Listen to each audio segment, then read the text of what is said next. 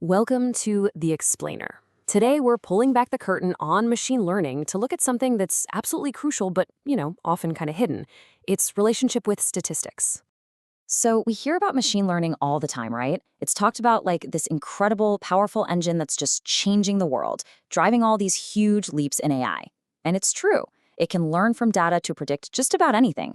But how? How do we actually build one of these engines? How do you tune it up, make sure it's running right? And maybe most importantly, how do we actually trust what it tells us? Seriously, where's the instruction manual for this thing? Well, that's where statistics comes in. If machine learning is that high-performance engine, then you can think of statistics as the complete, detailed instruction manual. It's the fundamental logic we use to build, tune, and, verify the whole thing. Okay, so let's start flipping through this manual. Chapter 1. Before you can build anything, you have to understand your raw materials. And in machine learning, that material is always the data. To get your head around, potentially millions of data points, you start with something called descriptive statistics. This is basically step one in our manual. It's all about answering a really simple question. What does my data actually look like? And the tools for this are probably things you've heard of before, right? You've got the mean, which is just the average, the median, which is the value smack dab in the middle, and then variance, which tells you how spread out everything is. These are your essential tools for just checking out your data before you do anything else. Okay, but let's zoom in on that last one, variance. It's more than just a simple measurement of spread. It's a really critical diagnostic tool for building your model. So why does this matter so much? Well, imagine you're predicting house prices. One of your inputs is the size, which might range from, say, 500 to 5,000 square feet. Another is the number of bedrooms, which goes from 1 to 5. See the problem? The variance in house size is massive. Your model might get confused and think that because the numbers are so much bigger, that feature is thousands of times more important. Understanding the spread tells you, whoa, we need to scale these features so they're on a level playing field and the model can learn from them fairly. So once we've audited our data and we get its general shape, we can move to the next chapter. And this is the really fun part, using that data to make predictions, to kind of see the future. This is where inferential statistics enters the picture. The whole idea behind machine learning is that we can't possibly have all the data in the universe. It's impossible. So instead, we take a small sample, what we call our training data, and we use statistics to make an educated guess or an inference about what the entire population, the real world, looks like. Let's go back to our house price example. We've got a data set with, say, 1,000 houses and their sale prices. So how can we use just this tiny sample to build a model that can predict the price of any house, even one it's never seen before? This brings us to one of the oldest and most powerful statistical models out there, linear regression.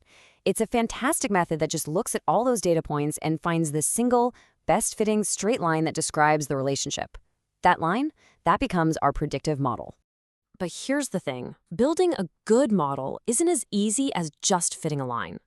There's this fundamental tension, this constant push and pull at the heart of machine learning, a kind of sculptor's dilemma that everyone has to deal with.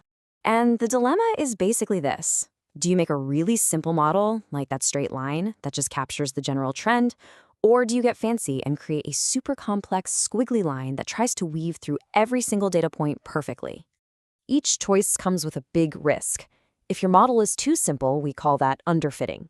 It has high bias because its own simple assumptions prevent it from seeing the real, more complex pattern in the data.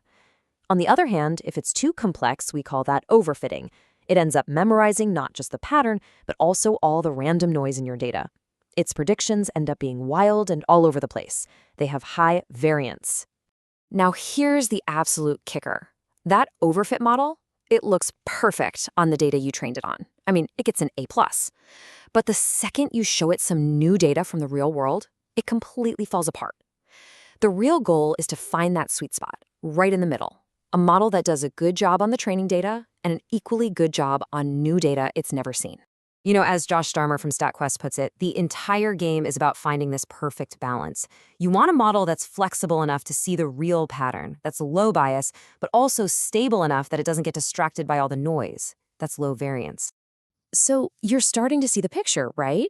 Statistics isn't just one little step you do at the beginning. It's more like this hidden scaffolding that's supporting the entire process of building a machine learning model. I love this way of thinking about it.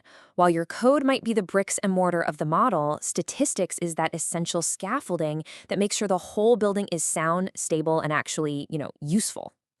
And this scaffolding is there at every single stage. First, you've got the data audit, where we use those descriptive stats to find errors and check that variance we talked about.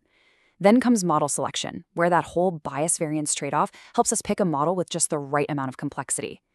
Next, we define an objective function. This is literally how we define success, and it's almost always a statistical measure, like how far off are my predictions on average. And finally, evaluation.